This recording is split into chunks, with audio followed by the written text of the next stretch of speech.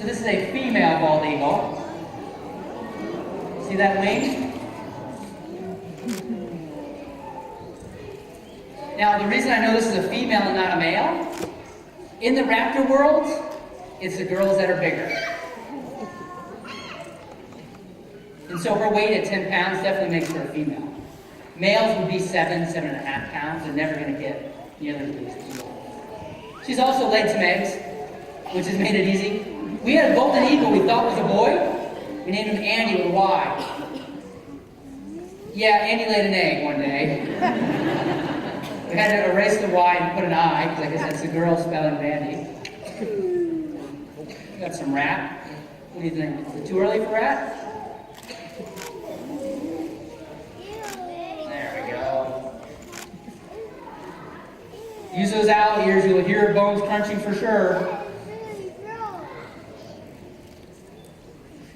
So, raptors are raptors because they hold their food with their feet. So you can see how she's holding with her talons. She's going to use that beak to start to rip it up. And she makes it look easy.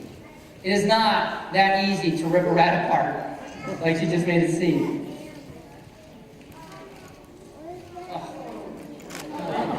And there we go, there's a rat head, half a rat down. Look at the size of her talons, they're about as thick as my fingers. Look at those scales on the end of them. And on the bottom of her feet, they're really, really rough to help hold on to the slippery, slimy fish. You're looking at a fish specialist. That's why we find bald eagles near lakes and rivers. That's why they nest near lakes and rivers. Their main source of food is fish. They'll also eat waterfowl, like ducks. They'll also eat small rodents, like squirrels and rabbits. But primarily, they're eating fish. Easy opportunity.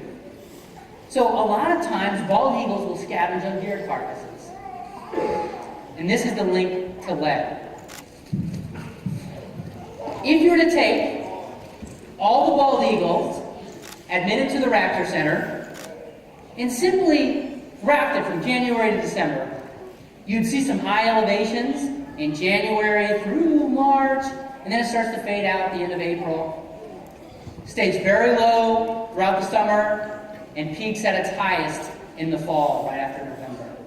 And in Minnesota, that's right after the deer hunting season. What happens is, lead bullets, when it hits a deer, leaves little fragments behind. She scavenges on a carcass or on a gut pile with little fragments of lead in it, ingests the lead. Imagine an aspirin tablet. Break it in half, that's all the lead she needs to ingest to be fatal, not even to make her very sick. So you can see it doesn't take much exposure. And lead being a toxin goes after important things like the brain, heart, lungs, kidneys, that kind of stuff. And the damage it does is permanent. You can't undo. You can't undo it. So it's an issue we're currently dealing with, constantly dealing with, and we're trying to get the word out. We're not trying to place the blame at anybody. This isn't a blame game. It's a knowledge thing. If you can use copper bullets, non-toxic. If you can pack out gut piles, then you're taking out that possible exposure source. Those kind of things are very important to helping have a healthier bald eagle population, whether you're in Wisconsin, Minnesota, or anywhere else. And who else eats deer meat shot with lead bullets? We do. And the thing about lead, there's no healthy level of it, exposure. It does damage even over long periods of time. Last thing, when you guys go out and see the releases, you're going to get to hopefully see a wide variety of eagles. If they're all brown, see that nice yellow beak? They have a brown beak. If they're speckled, brown head, brown tail, that means it's a juvenile bald eagle. It's under 4 years old. If they have that solid white head, white tail, yes, saw that coming. I was hoping to get her back by her crate to see if she would settle a little bit. There we go. There. So if you see a solid white head, solid white tail, that's an adult bald eagle. So now you can tell the juveniles from the adults. And you see how close her beak is to my face?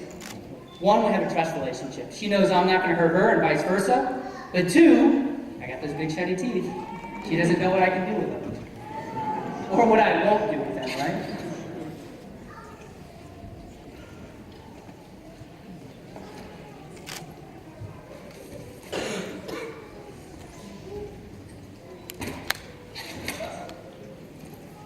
So, I want to thank you so much for spending your morning with me here, learning about raptors. The best thing to do, the best place to see them is out in the wild, where they can live their wild lives.